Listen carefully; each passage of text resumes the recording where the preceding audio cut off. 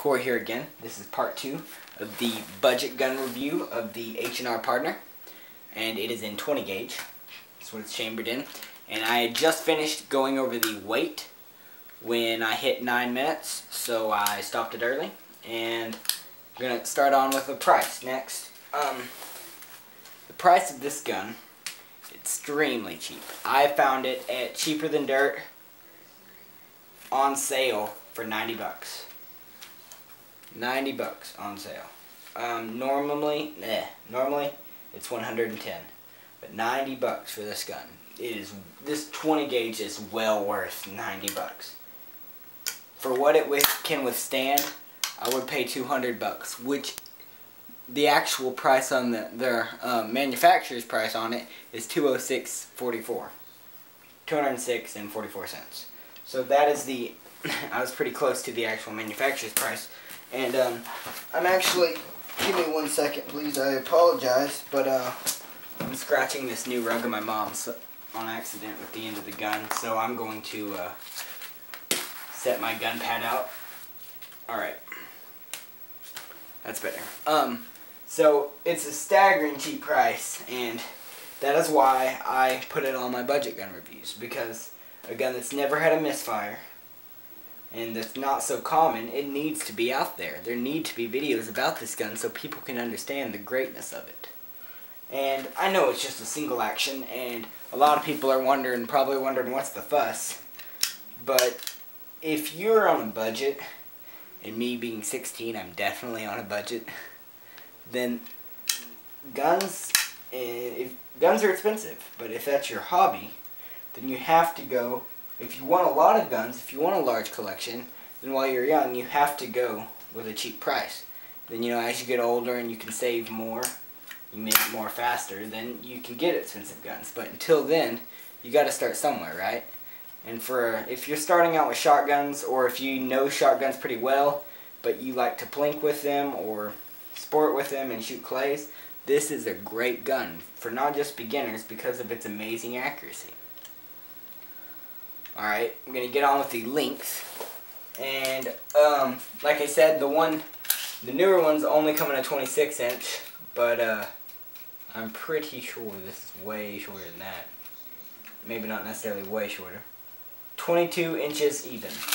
From the front of the barrel to the very end where the action opens. And, I haven't done this in part 2, but I did it in part 1. It is safety checked. Now that was the barrel length, 22 inches. I'm going to do the full length now, from the end of the barrel to the end of the stock. 36 3/4 inches. So almost 37 inches.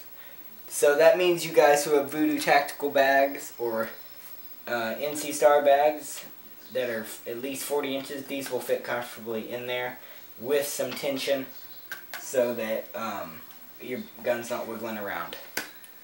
I consider that a +2 because I know I don't like to carry all my guns out on the shooting range, so I carry a bag. That would be the length. Now I'm going to go to my uses for it, not necessarily yours. I consider this a great gun for, like I said, plinking, for hunting. If you want to go hunting in weather that is not the best conditions, and you don't want to bring one of your expensive shotguns, like a Browning for example, or even a Remington or a Benelli. Benelli makes amazing shotguns. If you don't want to bring one of those, then you have to bring something cheaper. Then bring this. This may be in a bigger barrel for longer distances, but this is amazing. It produces amazing accuracy, it has amazing durability, and you don't have a lot of money at $90 to $110 in it to lose. So, and nothing's going to happen to it anyway, from my experience. So I consider it a great hunting gun. I consider it a great clay target shooting gun. And I consider it a great plinking gun if you like hitting, like, zombie targets or something.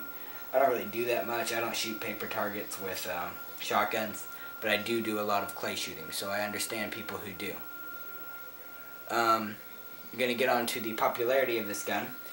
Honestly, I can't tell you much about popularity. I don't know very many people that have this. In fact, I know one person that has this, and the reason he has it is because I explained to him how good of a gun it was, and he went out and purchased it because he got it for a steal. He got it at a pawn shop for like 80 bucks. So he got it for a real steal. But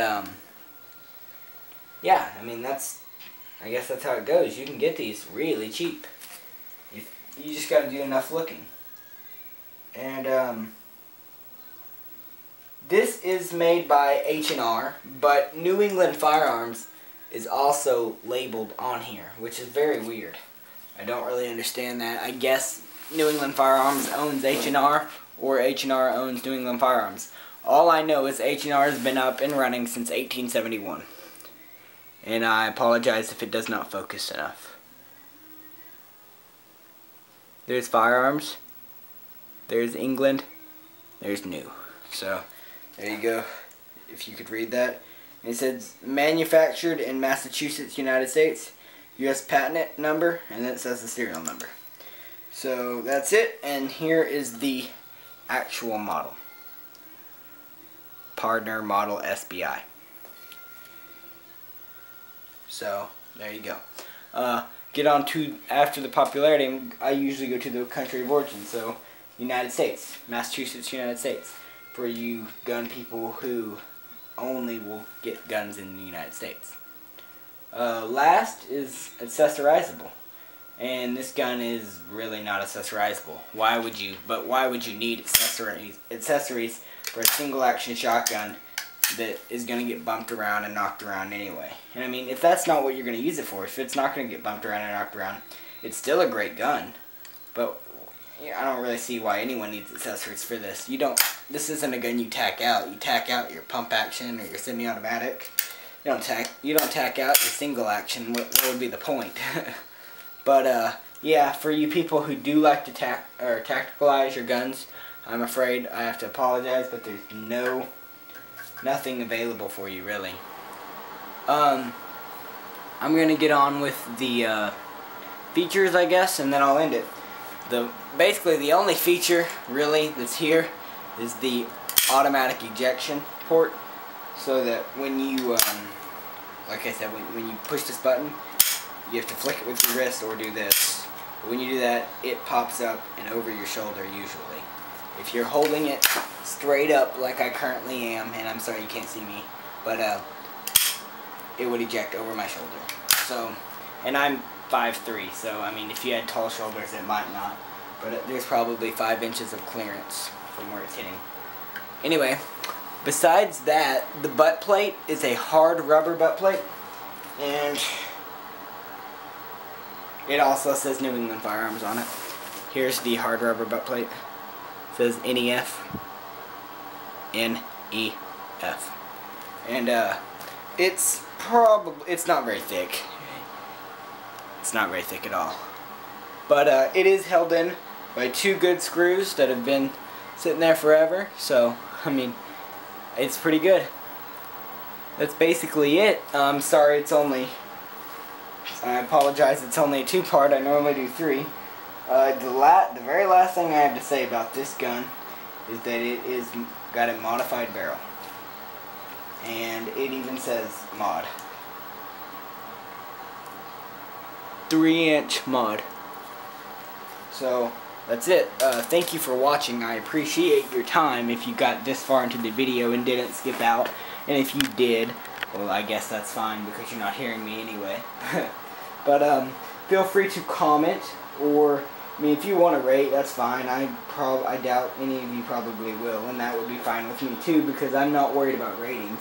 I'm just trying to get the word out about budget guns that can be purchased.